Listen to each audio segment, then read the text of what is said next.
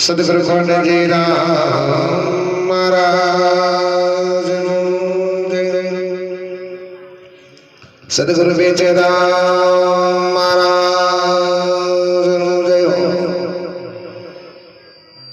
જય ગજા મેરે ભગવાન ક્ષત્રિય વેપાતી ગૌ માતા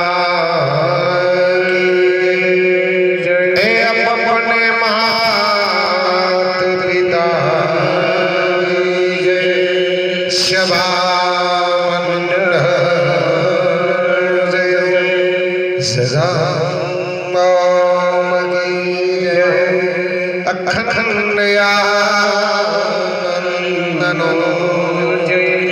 એ જ્યોતિ સ્વરૂપ ભગવાન આદ શક્તિ અંબે માત સત્ય સનાતન એ હરિ ઓમ નમઃ પાર્વતી પતે હર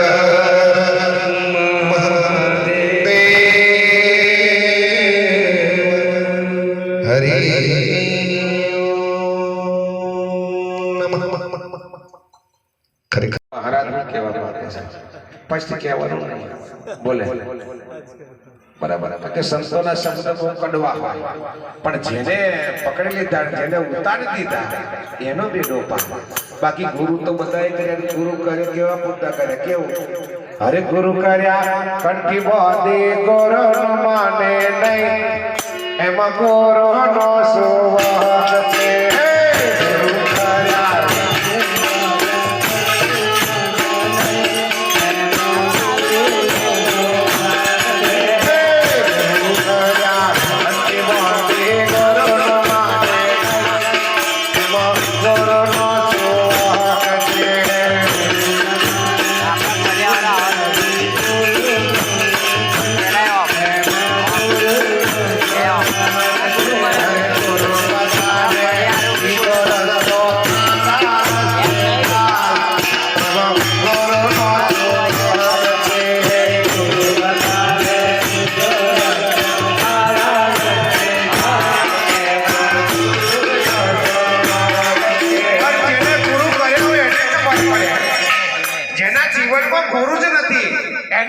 શબ્દ ખબર પડે અને ગુરુ મને ખબર પડે પેલે એટલે ભજન કીધું અરે ગુરુ વિનાનો નો કરો ગુરુની રીત સનાર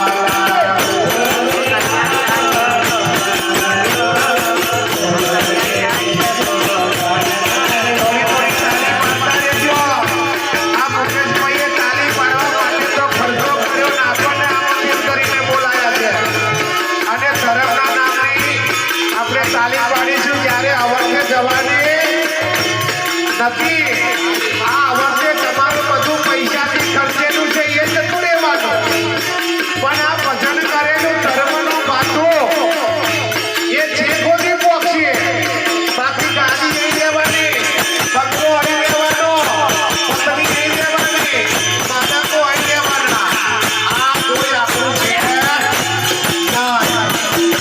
ધર્મનું બાતું આવશે અને કર્મ આવશે બીજું કશું આવવા નથી એટલે સંતો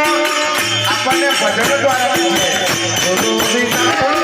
આ કાકરાની ખિસકોલી ચૂસતી નથી એ કલ્પે કલ્પન કરી એટલે સ્વાદનો ખબર પડે એમાં મનુષ્ય દેહ પડ્યો છે પણ બહુ વિચાર કરીએ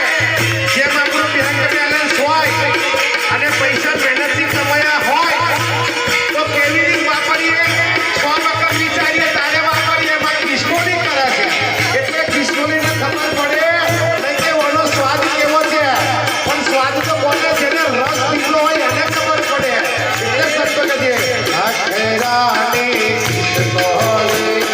સાગરનો સ્વાદ છે મને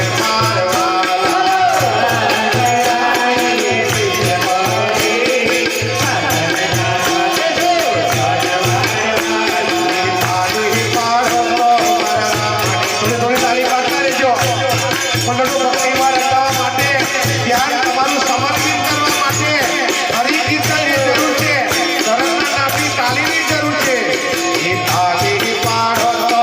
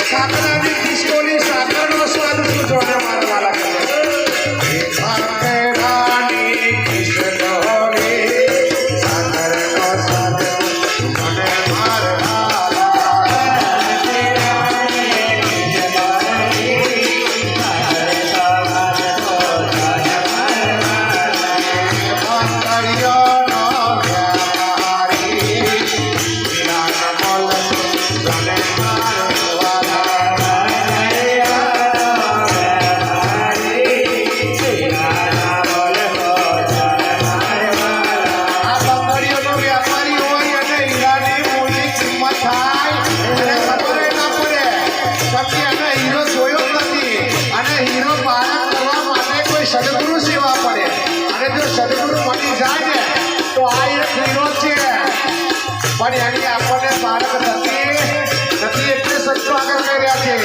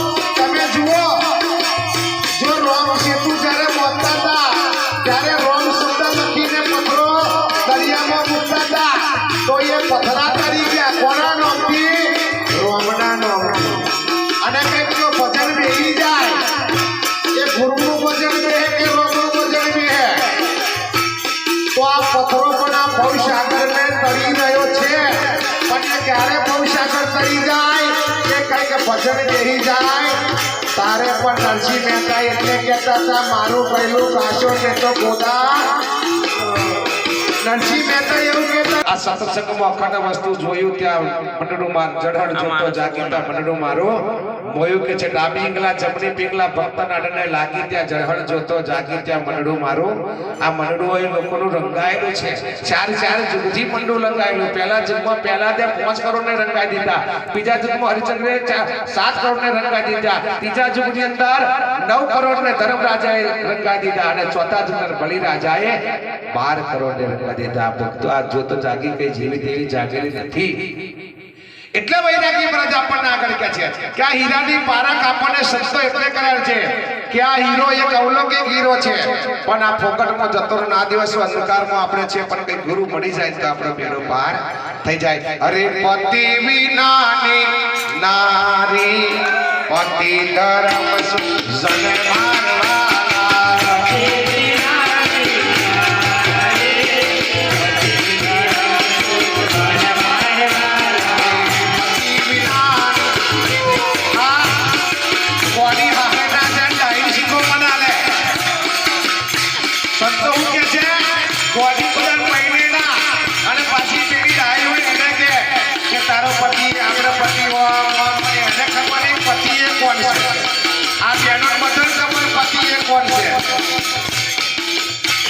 પતિએ કોણ છે તમારો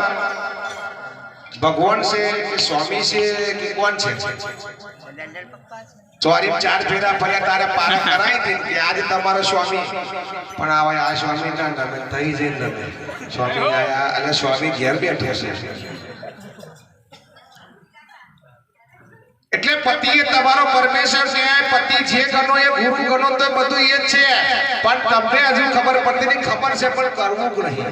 એટલે બે ચારા મહારાજ કહેતા હતા કહેવાથી કશું થાય કરવાથી સગળું થાય જો પાણીનું ઘી બને તો જગત લુકું ખાય એટલે વૈરાગી મહારાજે કીધું કે આ કાયા એ અવલૌકિક કાયા છે 25 લાખની જે ગાડી કરી તમે લીધી એની કદર કરી રહ્યા છો તો આ તો કરોડો રૂપિયાનો બંગલો છે અને વેચી જોજો ખબર પડશે કિડની આપી જોજો કેટલા થાય છે કોકને એક ઓખડી જરૂર હોય તો આપી જોજો તો ખબર પડશે એક અંગ તમે વિચાર કરો કે આવી ભગવાન આપણી જોડે આપણે ભગવાન માટે શું કરીએ કશું નહીં બાકી આ તો આપણે ભજન કરવા જ આવ્યા હતા પણ તો કર્મને ગીતામાં કીધું છે કર્મને આધીન કર્મની વાદિષ્ટિમાં પડે તો બધા કર્મને આધીન શરીર છે કર્મ તો કરવું પડે સંસારમાં રહી અને ભક્તિ કરી પણ સંતોએ કીધું છે કે ગાયના શીંગડા પર રહીનો દોનો ટકી એટલી સુતા જો તમારું પરમાત્મામાં ભળી જાય ને તોય તમારો સફળ જીવન પણ આ મંડળું ટકે એવું છે નહીં એ ખાલી વખ બંધ કરી દેજો પછી ખબર પડે એટલે વૈરાગી મહારાજે આ કાયા વિશેની વાત સમજાઈ કબીર સાહેબે પણ પ્રીતમ સ્વામીએ પણ જ કીધું છે હવે તમે જુઓ 12.5 પથની અંદર જુદી જુદી રીતના દરેક ધર્મ ગુરુઓ ધર્મ વેદ પુરાણ ગ્રંથ બધી કોની ઓળખાણ કરી રહ્યા છે મનુષ્યની ઓળખાણ કરી રહ્યા છે એટલે બજારમાં કીધું કેમ કરીને સમજાવો માનવ તને કેમ કરીને સમજાવું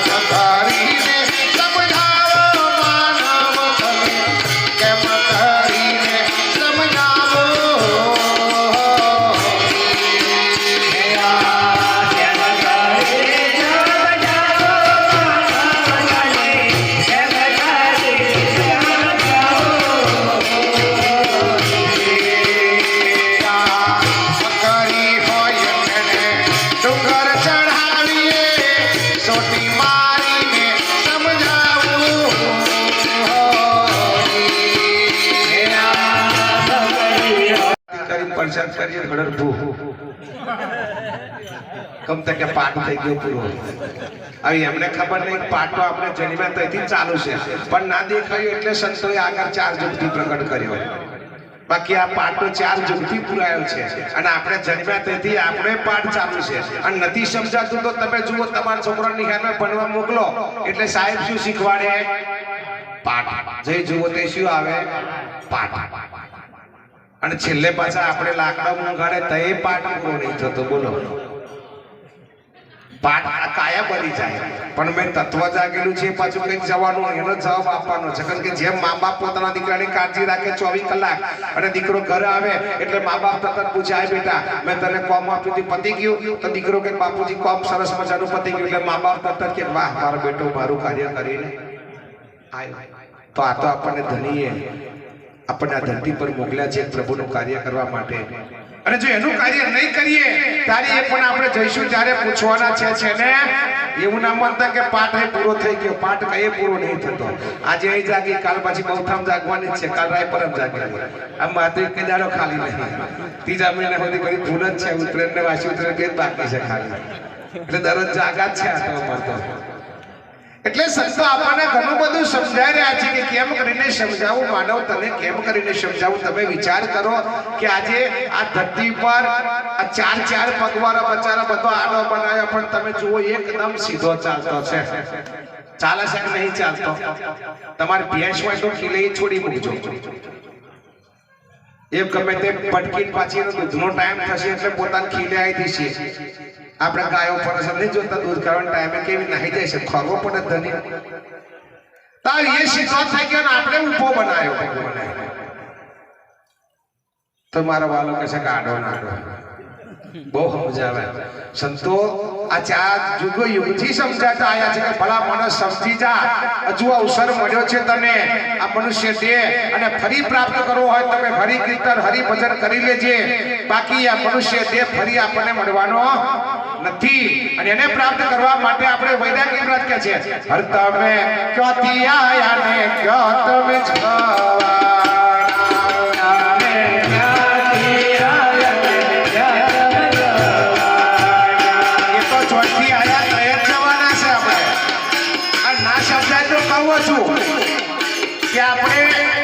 અત્યારે અનેકડી ગોરવા ગામો આયા છે આપણે બધા બહારથી આયા કોઈ સગા સંબંધી બધા બહારથી આયા છે કોઈ ઘેરથી આયા છે તો આપણે પાઠ પૂરો થશે એટલે આપણે બધા કઈ જવાના પાછા આ ભજનમાં વૈરાગી મહારાજે કીધું કઈથી આયા ને કઈ જવાના પણ આપણે સમજાઈ દઈએ સીધું શોર્ટમાં જ કે આપણે ના સમજણ પડે એટલે કહું છું કે આપણે ઘેરથી આયા આપણે પાઠ પૂરો થશે એટલે પાછા આપણે ઘેર જતા રહેવાના કમ જવાના બીજા ઘેર નહીં પહેરતા કમ આપણે બીજા ફરિયામ નહીં જતા રહેતા કમ કે આપણે આપણું ઘર નક્કી કરેલું છે એટલે આપણે આપણા મુકામે પહોંચી જઈએ આ બીજું પરવાની જરૂર રહી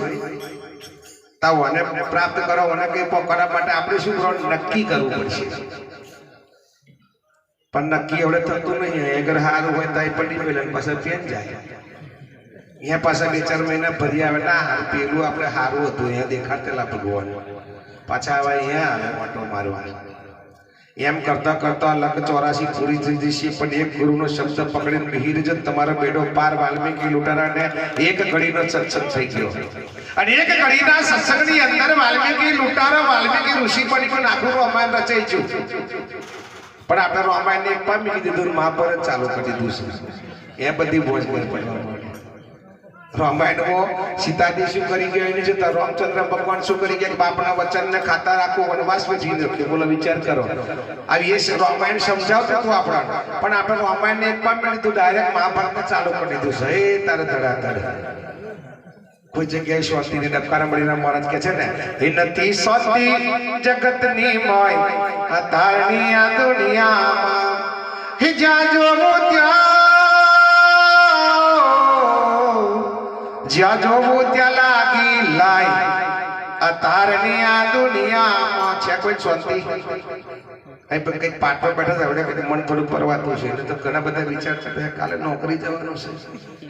હવે વેલો પાર લાવે તો અહીં પાર આવે એવું જ નહીં અહીં આ ભજન કીર્તનમાં પાર વાણીનો અને પોણીનો અંત ક્યારે આવવાનો નહીં. એટલે વૈરાગી ભરત બહુ શોર્ટમાં કીધું કે આપણે ઘેરથી આવ્યા ને આપણે ઘેર પોકી જવાના છે, પણ આપણે નક્કી કર્યું છે એટલે પોકી જઈએ. એમાં જીવન આપણને મનુષ્ય દેહ મળી ગયો છે આપણને સરસ મજાનો. આવ તમારે નક્કી કરવાનું મારે મારું જીવન કેવી રીતના જીવવાનું. ગીતામાં કીધું છે કર્યા વગર કઈ મળતું નથી, કામ કરતો જા, હાક મારતો જા, વિશ્વાસ ગુમાવીશ ને મદદ તૈયાર છે, કામ કરવાની શક્તિ તારામાં છે, લઘુ વૃત્તિથી બોધીશ ને, મફતનું લઈશ ને, ચોરી કરીશ ને, જૂઠું બોલીશ ને, બોલાવ કશું કરવાનું છે. આ શબ્દો ઉતારીએ તો આપણો બેડો પાર થાય અને જીવન બદલાઈ જાય. એટલે વૈરાગી વ્રત આગળ આપણને કહે છે હર તમે ક્યોથી આયા ને ક્યો તમે જવાના, તમે ક્યાંથી આયા ક્યાં તમે જવાના, કાચી ઉડરે